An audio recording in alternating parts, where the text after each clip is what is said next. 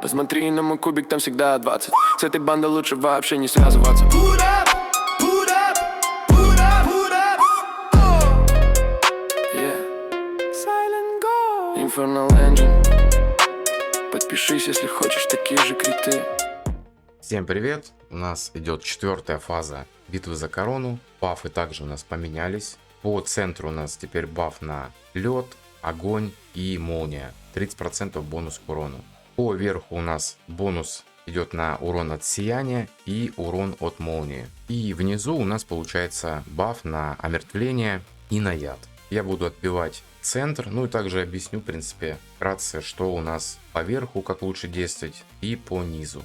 Если будете играть ядом, то, скорее всего, придется играть через сопротивление именно на Огаке. То есть Огак должен будет раздавать сопротивление, чтобы нам не резали полоску навыков и мы не ловили никакие штрафы. То есть стандартная пачка яда, всех ставим вокруг Огака и раздаем. Также, в принципе, можно пойти тенями сюда, как вариант, в принципе. И также через сопротивление пойти через призыв, тоже как вариант. Это у нас что касается именно низа. По поводу верха. Нам нужно будет здесь по-любому чиститься и снимать усиление именно с элементали, которые на защиту. Также есть такой вариант, это стартовать примерно на 22 секунде, когда у нас будет заканчиваться баф на усиление защиты. Так как героев, которые будут сбивать, не так уж много, и не все они сюда отлично, допустим, зайдут.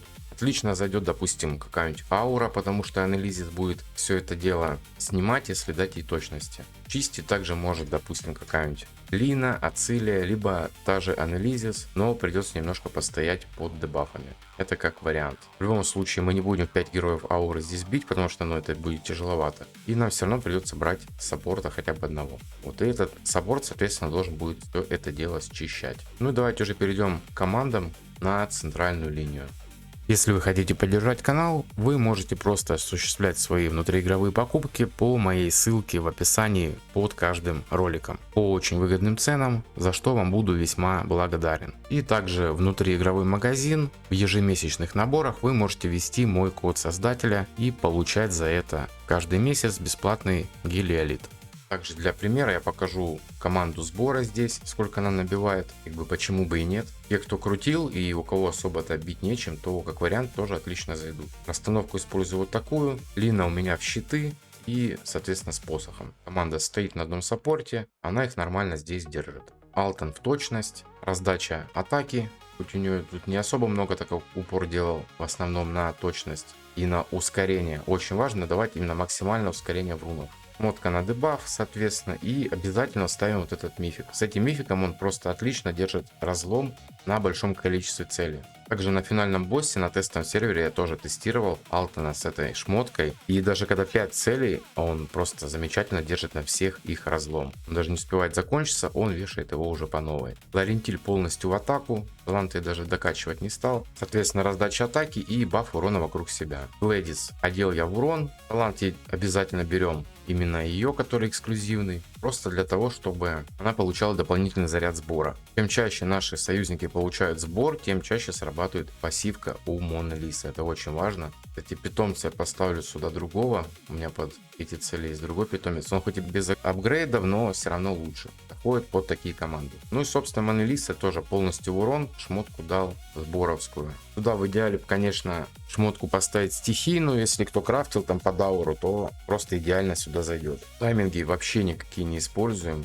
Пусть бьют просто без остановки. Ну, сейчас ради интереса посмотрим, какой урон получится нанести данной команды. 3,5 миллиарда нанесла у меня эта команда.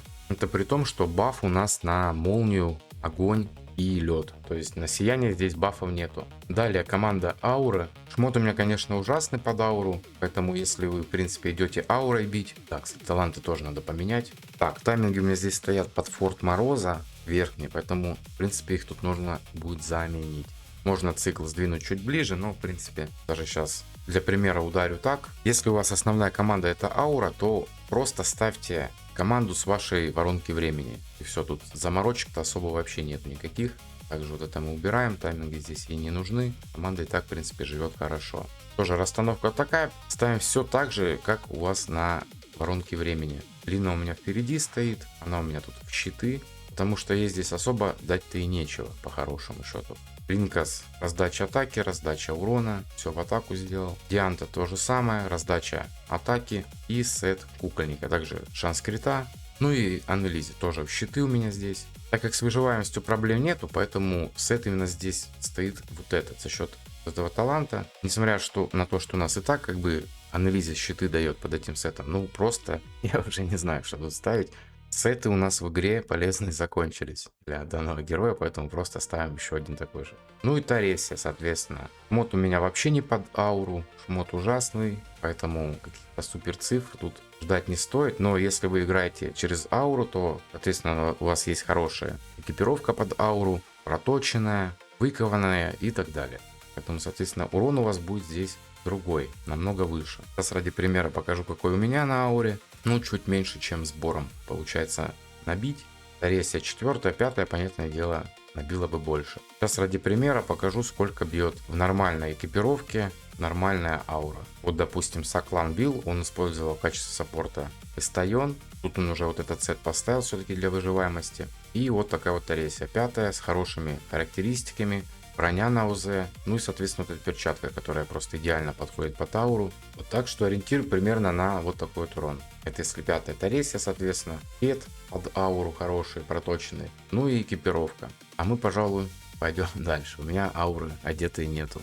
Ну и перейдем уже к топу команд. Те, которые буду использовать я, которыми я буду отбивать. Также по-быстренькому покажу огонь. Ими бить не буду, мне ради интереса было, сколько здесь набьет данная команда. Через Ашетиуса, соло их тут держит Крисос. И ради интереса сейчас покажу, какой урон получается нанести здесь горением. Вот такой вот урон. В принципе, на уровне сбора получается набить. При таких даже высоких пробуждениях вот такой вот урон. Поэтому, думаю, горением здесь бить не стоит. Ну и пойдем по порядку. Первое, это я буду отбивать разъеданием. Также я поставил сюда Пардиса. Ну, во-первых, с ним они и живут. Вообще прям замечательно. Благодаря подхилу. Ракушку ставить на него не стал. У меня, в принципе, рейд неплохо ракушка держит. Плюс рейд у меня в сете кукольника. Пардис у меня просто на раздачу атаки и на раздачу урона вокруг себя. Поверха тоже на атаку. Ничего тут прям замысловатого нету. Ставить шмыгли я не стал по той причине, что, ну, во-первых, он в любом случае будет в плохой экипировке, потому что топовая экипировка у нас на Суицидис находится. Это раз. Второе, это артефакт на атаку. Поганка, она будет тоже на Суициде. Соответственно, Мыгли будет максимально просто ущемлен, и особого какого-то толку здесь от него не будет.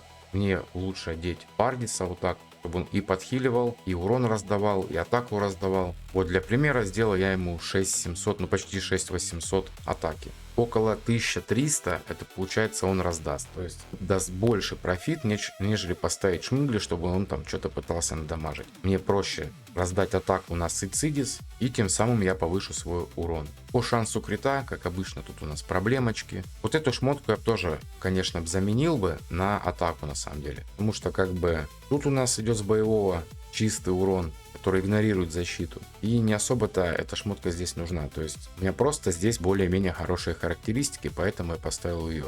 Если я поставлю те, что у меня есть, шапки на атаку, то я очень сильно проседаю по шансу крита, и в итоге я только теряю урон. Если у вас есть чем заменить, то, конечно, ставьте сюда что-нибудь другое, которое будет давать нам атаку хорошими проками в шанс крита. Сакридея. Тут, в принципе, как-то миксанул я. Шанс крита бы ей, конечно, побольше сделать, но упор идет атака, крит урон, также атака. То есть пытаюсь ей и урон нанести, и при этом раздать как можно больше атаки, чтобы у нас именно наша Суицидис нанесла как можно больше дэмэджа. Если есть вариант хотя бы 70 сделать шанс крита, то будет просто замечательно. У меня пока что не получается. Нет ни рун таких хороших, хотя их постоянно фармлю. Ну и вот такой рук. Вот эта шмотка у меня на нем стоит, идеально прям заходит, поэтому, допустим, на него я тайминги не ставлю. Кстати, по поводу таймингов. Какие я здесь использую. Рук без таймингов, рейта на 15 зациклено, ну и остальных сейчас Сакридея, Пардисом вместе, и следом уже идет Суицидис. Ну давайте ради интереса попробуем ударить, посмотрим, какой урон получится нанести данной командой. Довольно-таки неплохо, кстати, для разъедания, учитывая, что одетые персонажи, ну так себе. Поэтому именно этой командой я буду отбивать на этой неделе. Следующая команда это будет яд. Если вы разъеданием не будете бить, то в принципе можете поставить Сакридею. Урона с ней будет больше. Расстановку использую вот такую. Так, поменял я лавкача с твичом, потому что именно твич у меня раздает атаку, именно как основной герой. Далее у него все атака и точность, соответственно. 200 предостаточно вполне. С учетом, что у нас здесь идет 35% порезки сопротивления благодаря серпентемис. Плюс я раздаю через ловкача также атаку, точность. Ну и атаку, соответственно, тоже. Вот эту шмотку обязательно. Тут я поставил просто потому, что неплохой прок на точность, поэтому эта шмотка стоит. Так, в принципе, не важно. В идеале, конечно, поставить еще песню «Темная ночь». Просто для перестраховочки. Да, пожалуй, это я и сделаю. Топ-шмот у меня на серпентемис, просвет, атака и вот этот мифический тоже молот будет на ней, потому что она рейндж герой и будет, соответственно, преобразовывать просвещенность в атаку. На латере, в принципе, тоже снаряжение неплохое. Просвещенности у него больше, чем у серпентемис за счет пробуждения. Так как бы вообще шмот на нем хуже. Ну и рейда, соответственно. Это шмотка, ракушка. Именно она будет у меня вешать разлом. Мне так нравится больше, нежели это будет, если делать Twitch. Тайминги использую вот такие. В принципе, ядов они успевают наложить много, поэтому делаем на 11,5. Сейчас, кстати, ради интереса, вот в команде с твичом делаю чуть-чуть по-другому. Кстати, это у меня получается с ладели вообще пачка. Вот тут у меня уже и снаряжение чуть другое выпало, поэтому можно заменить. И, в принципе, урон-то будет побольше. Но сейчас ударим так. Вот для примера урон, если латер на 11,5 стоит, почти 4 у нас вышло. И, допустим, давайте поставим 16. То есть мы именно конкретно на латере теряем один цикл, но там прям по-любому висит куча ядов и всегда будет их 40. Давайте сравним, как будет лучше. Так, тут у нас что-то произошло. Да, за счет твича все-таки так получается чуть-чуть хуже. Если у вас стоит сакриде, то ставим на 16. То есть так получается латеру нанести больше урона. Но так как у нас твич, у нас куча ядов за вот этот короткий период, поэтому урона выходит больше за счет дополнительного цикла. Поэтому возвращаем тайминг на 11,5 и отбиваем, соответственно, вот так. Еще раз покажу итоговые тайминги. Вот они у нас вот такие. Ну и, соответственно, самая топовая команда — это неустрашимость. Тут я ставлю Маштура, Таривол, шанс крита, просто куча. Если у вас получается выжать примерно 130-140, то берем ему вот этот талант на увеличение скорости атаки. Если у вас не получается шанса крита выжать, если у вас там где-то 100, 90, вот, то ставим ему верхний талант на настакивание себе шанса крита. Но если мы берем этот, то этот мы не берем ни в коем случае. То есть мы не делаем как на Женевьеве связку, нам просто надо, чтобы у нас оверкап был. Это очень важно, поэтому если даже этот взяли, то вот этот второй мы оставляем. Ульвида, соответственно, в кукольнике и раздача атаки. Разлом также на ней. И тут у нас все в урон на Гуинавир, соответственно, и на Настенке. Почему такая расстановка? То есть у нас шмотка на пробив идет, но расстановка такая, что она не получает дополнительно 80 игнорирования брони. То есть в идеале поставить куда-то другое место. Но вот тогда мы теряем больше урона, потому что они все начинают прыгать вообще в разные места и бить разных элементалей. Также потом Тутаривол куда-то не дотягивается со своим мификом вот этим. Поэтому вот это самая идеальная расстановка. Если мы посмотрим, как они сейчас приземлятся все. Ульвида — это, конечно, отдельный персонаж, у нее там своя жизнь. Но окошко мы и тоже оставляем, и она на этого элементаля тоже иногда запрыгивает. А так она персонаж вообще бесконтрольный, делает просто все, что хочет. Но тем не менее и Гуинавир, и Настенка прыгают все на левого, бьют обе именно его, и также Таривол достает их. Если мы как-то что-то поменяем, все, Настя начинает бить этого, либо куда-то туда залазит, там и Таривол не достает. Вот, поэтому расстановка именно такая. Так у нас получается наносить урона намного больше. Ну, давайте посмотрим, сколько смогу нанести данной командой.